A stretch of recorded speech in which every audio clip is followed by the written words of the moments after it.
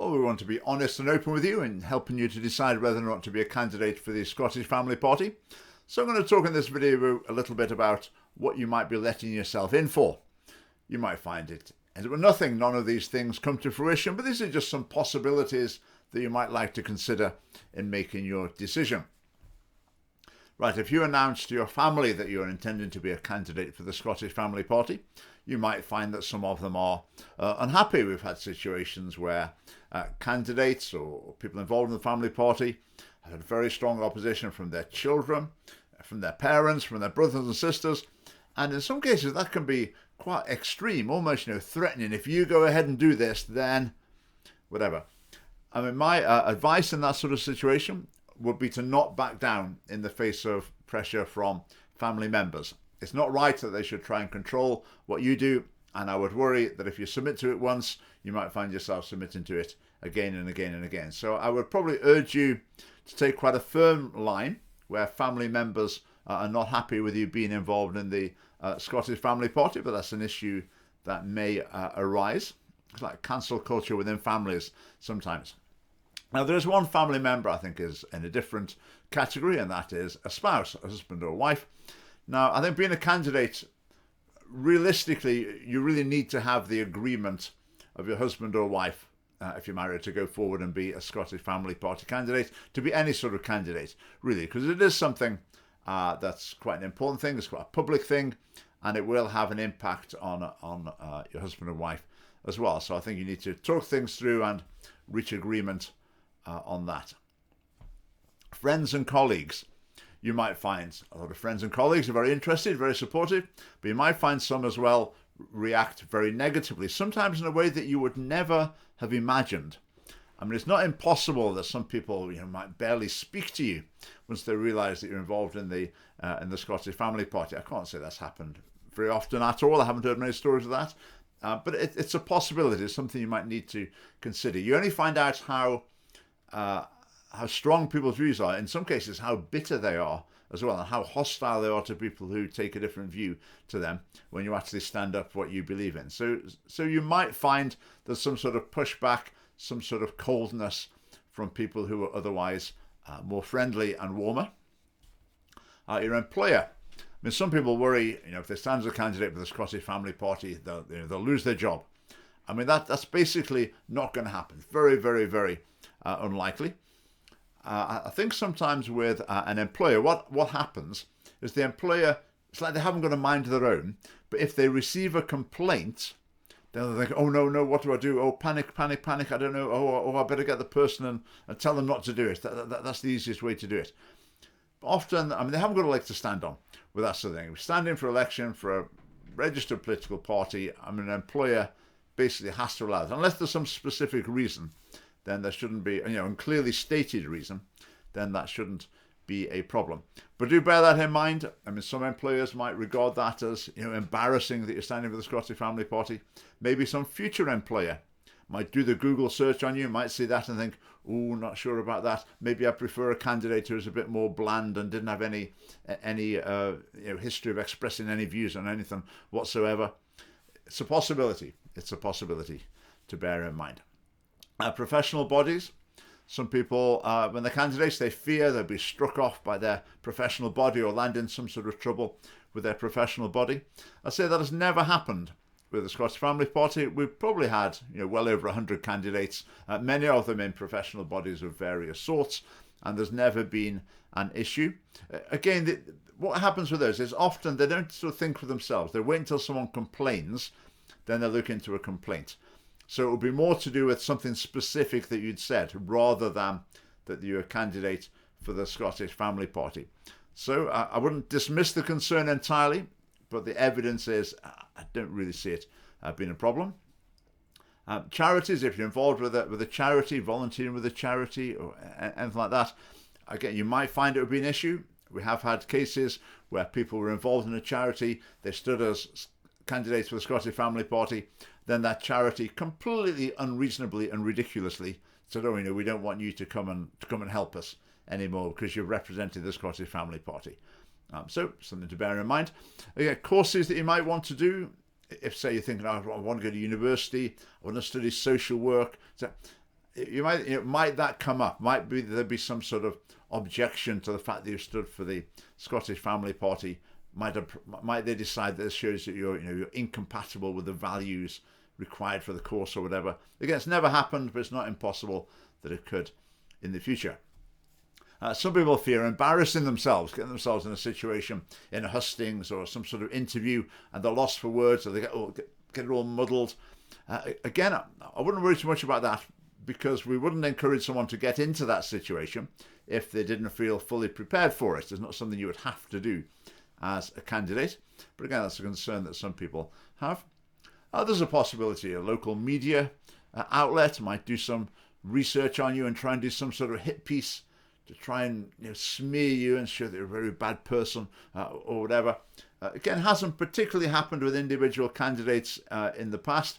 I think as the party grows, as we get more and more media attention, it's more likely that that could happen in the future. But we talk about that during the training. We talk about how to avoid that, basically, and how to prevent them having anything actually substantial to say in it.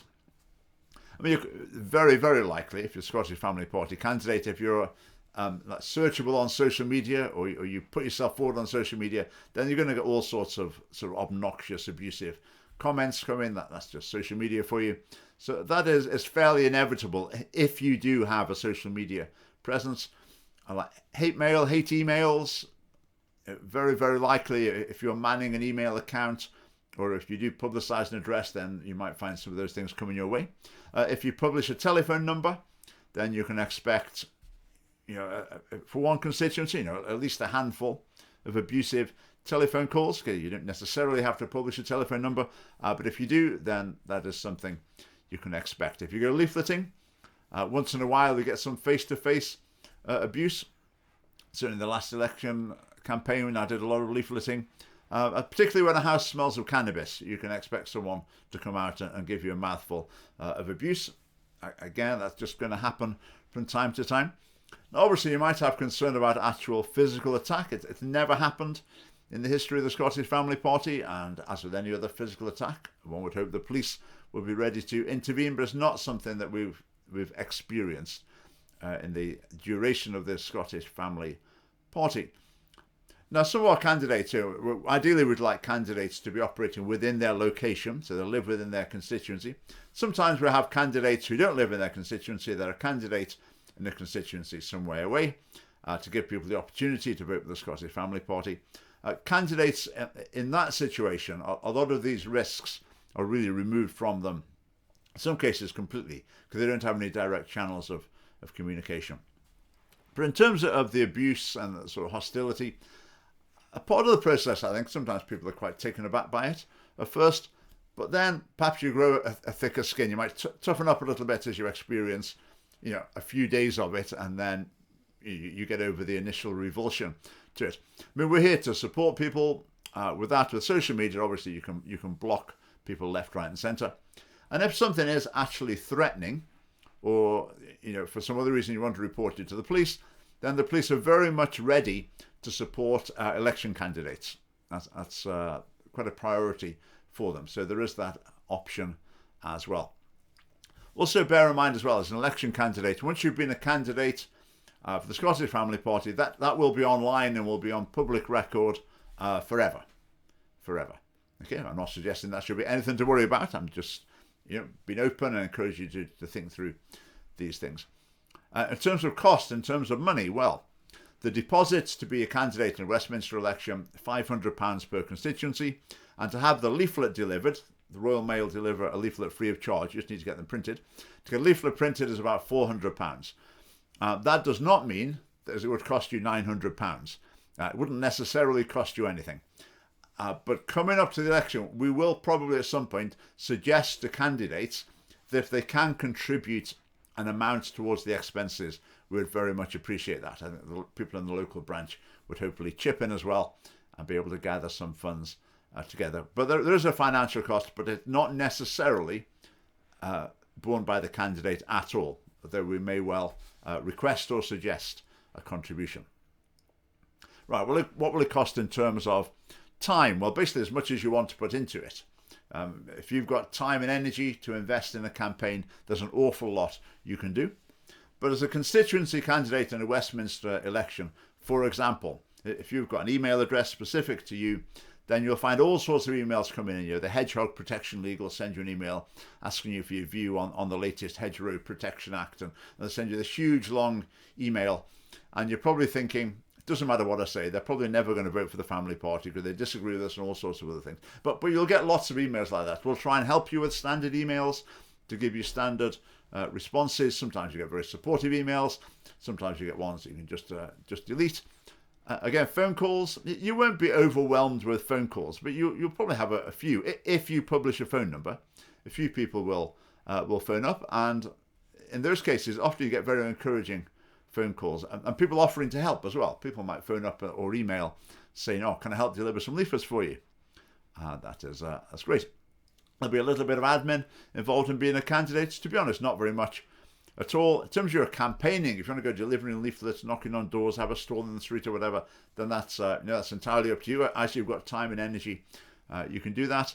If you're going to take part in hustings interviews, again, obviously that's going to take more time, but that's something that you can do as you feel you're able. The administrative side to it, there is some paperwork to do to register as a candidate, and there's some paperwork to do after you've been a candidate, and you have to keep records of expenses, which for most candidates will be extremely straightforward because there will hardly be any. But that admin, we have to get it right. So if you're the sort of person where, if you've got a form to fill in, you probably lose it, and then someone has to chase you up, then you fill it in, and then they send it back, you haven't quite done it right. Okay, if you're that sort of person, okay, I'm sure you can put in the extra effort to make sure you get things right during this process, because it is really important that the admin is done correctly, and we will help you with that. We will help you a lot, but it does require cooperation and a bit of efficiency from people. So I would say generally, when it comes to being a candidate for the Scottish Family Party, most people's fears are out of proportion to the actuality of the sort of risks that might be involved. But there might be some sort of cost, as I have outlined. My advice would always be, however much you fear, do it anyway. I think our mission in life is not to tiptoe through life in order to reach death safely. Sometimes we need to take risks. Sometimes we need to do new things with uncertainties attached to them. And being a candidate, if you haven't done that before, that will certainly be a new experience for you. Who knows what it might open up? Who knows what you might learn in the process? You might find it, or probably will find it, extremely satisfying and rewarding. And we've got to remember what's at stake. If you don't do it, who is going to do it? One of the best things about being a candidate is you realize how many people are behind you. And that's really encouraging when people get in touch and say they're really delighted you've been a candidate. And yeah, they're very pleased someone's standing up for what they believe in. But for people to get behind someone, there needs to be someone for them to get behind. And we're hoping that will be you. So in this video, obviously, I don't want to put you off. I just want to be open and honest about some of the things that might be involved in being a candidate. And you can discuss those during the training. But at the end of the day, I would encourage you to do it in any case. All right, thanks.